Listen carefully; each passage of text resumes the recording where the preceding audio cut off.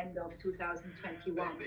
And my colleague, Okay, well, I'm at least co-owner, recording co-business partner Ilona, she waited even 1 year longer and joined us in just last year. So yes, it's the way in the beginning is hard. You have to invest first, especially time, before it can be profitable. We are break even now. We will have a lot more investment with the new app, that's for sure. But the concept is in a way that we will make profit, but a part of the profit will be reinvested in projects that are not profitable or into countries where they don't have the money to set something like that up. So again, we want to make profit for sure, but then we not want to also allocate the profit in a way that also the profit will create more social impact. Mm-hmm. So yeah, I can understand. About, I think Monica has a question about that. Monica. Oh, I'm getting called on. Okay. Monica, we can just hear you. Yeah. Hi. Hi everyone. Just was interested, very thoughtful and valuable presentation that you gave, and we've done a lot of work with time banking, and we came in a little bit late to this, so you might have covered that. But is it connected to time banking? Are you working with other time banks? No, it's not. No, we checked with them, and it's very similar concept. So the only thing that makes us a little different, or where we want to be different, is you don't necessarily need to use our system, because we don't earn money anyway with it. We don't care. I just want to bring A and B together. If or not they track the time over our tool is not important to me. So I don't want to push them in a direction where they have to lock the hours, which could be a barrier to continue. What I only want is that service is exchanged and people are connected. And that's why we have to bring up a solution where we are business-wise not kind of dependent on these hours. Yes. Okay. That is, yeah, I already thought that, but that's, and now I have a question from Hans. Yes, because we are going now more into like the development questions. So, and Hans is of course a member of our beloved place-led development working group. Hans. Thank you, Bart. Thank you, Alexandra. I had the whole time I had the image in my head of what you told at the beginning, that your grandma would call the operator and share her latest recipe, which is wonderful. I think you just also shared your recipe with us, so I guess it runs in the family. So thank you very much for that. I was wondering, because you give a lot of examples of existing settlements, existing small towns, I guess, and existing buildings that are vacant. Do you have any thought, because in this idea of place-led development, we really want to take the values of initiatives like yours and make sure that the new developments in our cities learn from them, the larger area developments. So my question basically is, do you think this could also be a concept of a new area development, or a larger transformation area that's being transformed from a business area into a mixed-use settlement with a lot of dwelling, which is of course what's happening in a lot of cities, huge densification processes and etc. Yes, absolutely. So I think it's even maybe not easier, but it's a very good start, because then the idea is there the moment when the change starts to be initiated. So we have one project where in a city where it was aluminium production years ago, and all of it was industry, but all of this is now in China, so it's so empty, it's like a ghost city, and many people are very unhappy. And now the whole area should be rebuilt, and the concept is the foundation for it from the very, very first moment. So how can we, and then of course that's not only us, we collaborate with architects, with city developers and so on and so on. But the concept of the community building with it is part from the very first. Do you have test sites in the States, should I say? Yeah. Okay. So, and then we have some more questions from Daniel. Daniel has actually 2 questions. And Daniel is also from our place-led development working group. Daniel, First of all, I cannot see you and cannot hear you. So. Hey guys, yes, because I actually have to be on my way. I'll say volunteering, smiley face. No? No, I can also read them for you. Yeah, that would be appreciated, Bart. It's also close to Hans' question that came in the middle of my two questions.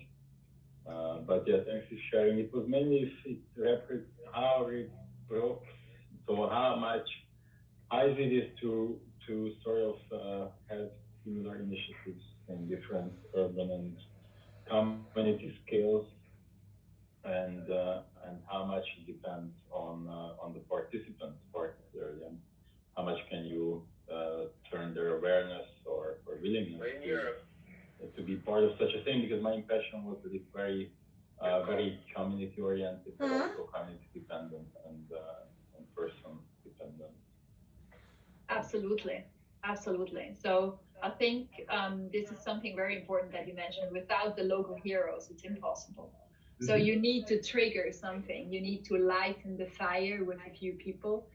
Because, of course, the business aspect of the whole thing, everybody understands very quickly, also the municipality or the village. But the thing is, before we say yes to a new project, we want to present it to the people living there.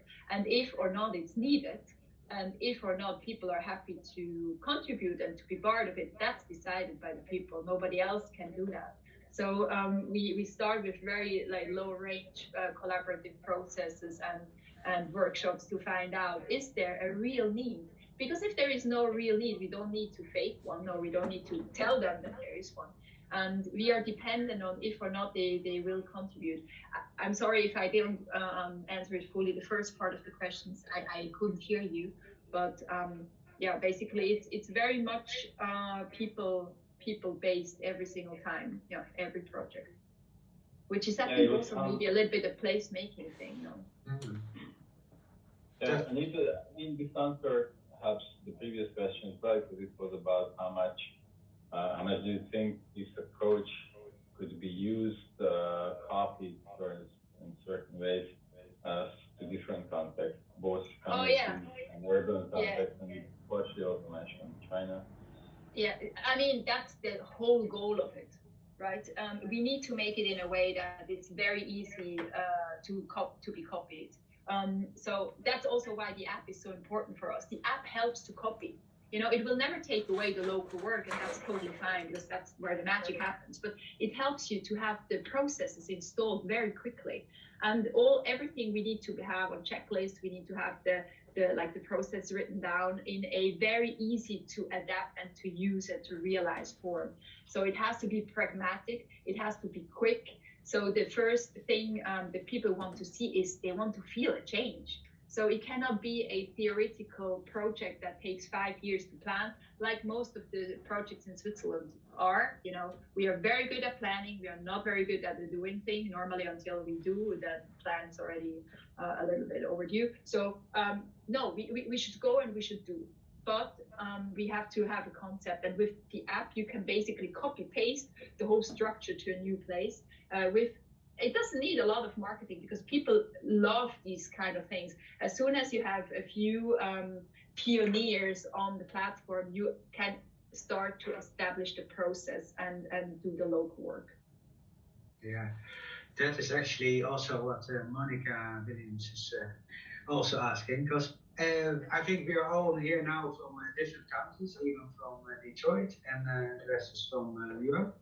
So can we start it?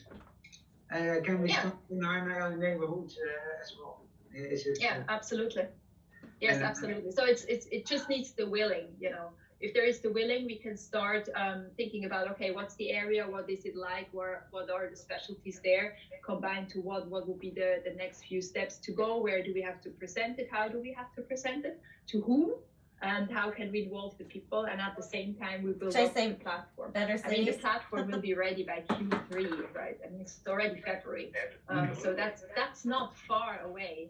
And if it's a specific area and you want to test it further, we could use the prototype and just add your country in the prototype to start the testing. So I think yes, it needs a contact with us, and we set it up together. And the ownership locally is very important. So we need you as a partner, right? With your heart and your time, and to do that together. Yes. But then, yeah, sure, we can do it anywhere, because it's not a Swiss problem, right? I think we all know that it's we can face this everywhere. So Monica, that's so you can contact Alexander and start right away. I think. Very happy. Yes, very happy. Hey, and what does Monica need? Does she need a building, or does she need only the wellness does she need an empty building, an empty hotel, empty office? Should I jump in? I think it would be good to have local knowledge. That's already good. And then we go and see what is there. What it's like a map of the village, or it cannot be too big. If it's a city, then we take a part of it, because otherwise, ecologically, it doesn't make any sense to deliver everything everywhere. So, Monica, yeah, I think you raise your hand. And through this in the chat, but we're on the co-production team for the Better Cities Film Festival, and they are having they have their flagship event, and it's their 10th anniversary, and they have it in Detroit. And we're on the co-production team working to build up more local participation in that event to make it more of a cultural production. So if we can find a way to connect, I'll definitely reach out to you. Thank you for that invitation. Absolutely. Yes. I'm very, very happy to do that. Sure. Sounds amazing, by the way. And I have one question myself. I'm so nice being a host. I can ask whatever I want. So it is not, you don't need a small village. So you can also take a small part of a larger urban. Yeah.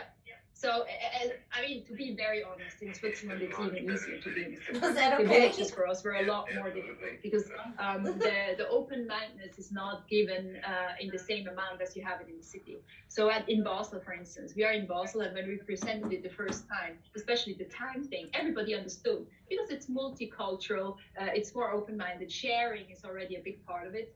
So what we do is we meet the people who want to be in charge, and we see what kind of natural groups are there already. We are not going and take like a circle and say, okay, 3 km radius, this will be a community. That doesn't make sense. What we do is we see with you which parts belong together already. Historically speaking, or culturally speaking, where are these lines? And what makes sense to combine to this hotel, also because of the routes, or I say hotel, it does not have to be a hotel, to whatever center. How can we organize transportation? What would make sense in which size? And we rather start small and organize ourselves well, and then we make a step 2 where we then the second neighborhood also combine to this one. And what usually happens is people find it cool, so we feel we will easily find a new center out of this area who can do then the next part, and this is then basically how it grows. Okay. Yeah. So we are over the 6 o'clock, and we said it would be we would do it till 6 o'clock. Sorry. No, it's my fault. I keep asking these questions. So, but we now all know that all people are here. We all look at our neighborhood, and we'll think about how to implement this. And I think we will all, or at least 30% will come back to you. Yes, please. I will be very happy. So as we all told you, this is part of our place-led development group. We will have 2 more sessions this year. But Hans, do you want to say something? Maybe. We have our next deep dive coming up on the 6th of April. That's a Thursday, again from 5 till 6 o'clock. And everybody's invited, of course. We're still working on finalizing the case, so we cannot announce it. It's going to be a secret for now. But please keep in touch and make sure you stay up to date with the next invitation. And then I guess in between we will have a session with the members of the group, and in those sessions We don't allow people from outside to be in. So in order to be a part of that, you need to become part of the working group. And I think the link to become a member of the working group, because we're super open at the same time, was in the chat box. And that one in between, we like to just put our cases on the table, ask for help. And that's very helpful as well. So if you have a case and you don't know what to do or how to implement it, then ask us for help, because we learn from that as well. So then, Alexandra, it was super nice having you here, and I'm sure some of us will contact you. I hope. Thank you so much also for giving me the opportunity. It was really, really nice. So, thank you all for coming, and see you next time. Thank you. Thank you, Alexandra. Bye. Bye. Thank you, Bart. Take care.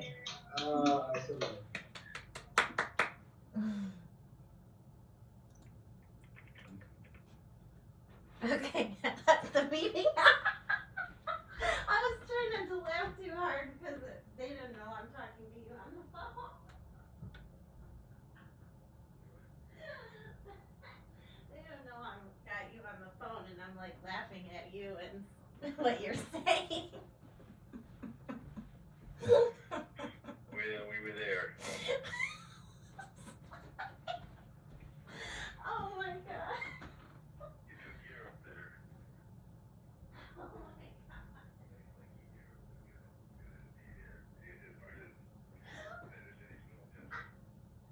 And London policy. Oh my god.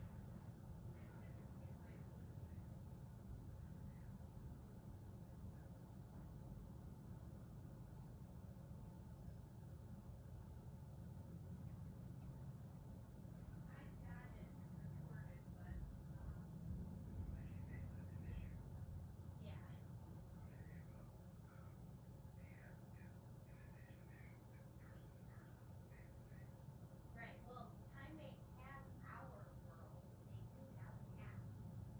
I just, yeah, our world. We were working on it. We were working on Carnegie Mellon.